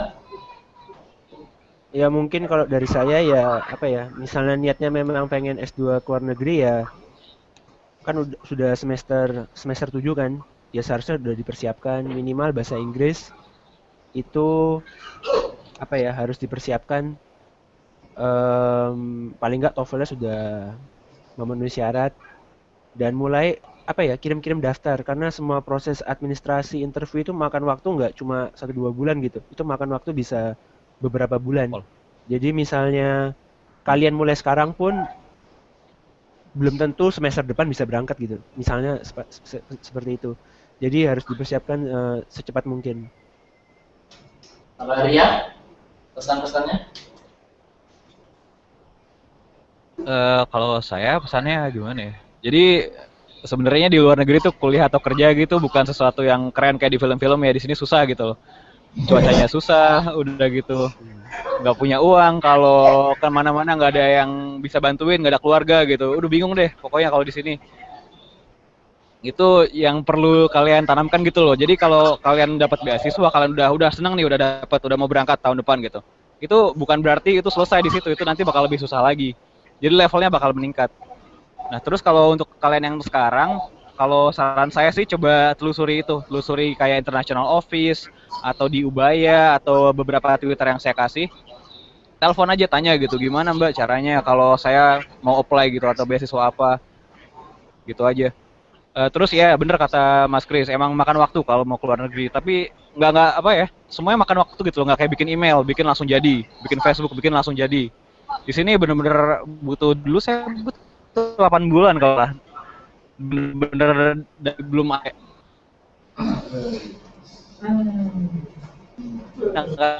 nggak bisa ngapain lagi ya Bar. Cuma ya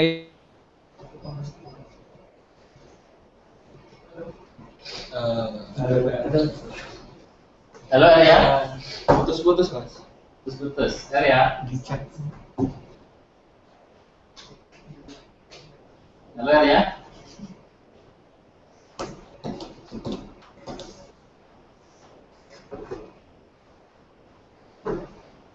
Halo Arya. Woi. Halo Arya. Nggak dengar putus ya? Woi. Sudah dipanggil sama ini kayaknya. Penumpang yang mau berangkat. Itu loh, wah internet bandara parah. Di belakangnya pesawat pas. Oke, kalau gitu saya mau diakhiri acaranya. Kita akan akhiri acaranya. Halo, ya. Arya. Halo. Ayo kita.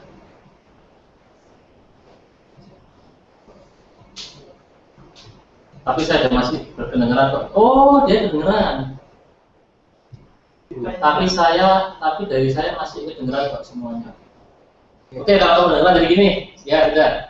Ada waktunya, ada Jadi terima kasih, saya ucapkan terima kasih pada pembicara, pada Christian Samaria yang menyempatkan waktunya mau sharing. Saya juga terima kasih sama Wahyu, koordinatornya, Bagas, tim teknisnya di belakang layar. Biasanya tim teknis tidak suka kelihatan memang.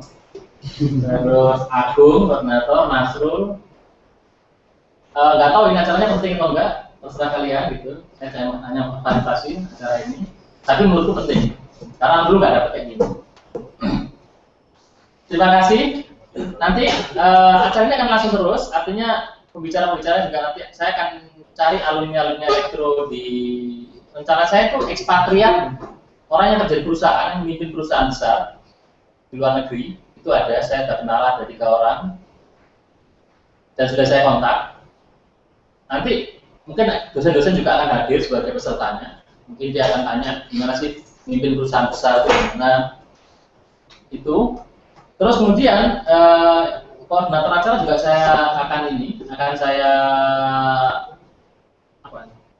nanti ya akan saya gilir, nggak hanya Wahyu terus, nggak hanya Bagas terus, nggak hanya Agung terus, nggak hanya Nasir terus, tapi akan saya bikin angkatan baru juga supaya nanti dia kalau masuk elektro itu bangga, oh iya ternyata masuk elektro bisa sampai ke luar negeri gitu kan, ternyata bisa gitu. Oke, terima kasih. Bisa kita akhiri acara ini. Oke, kita jadi ya. Gimana?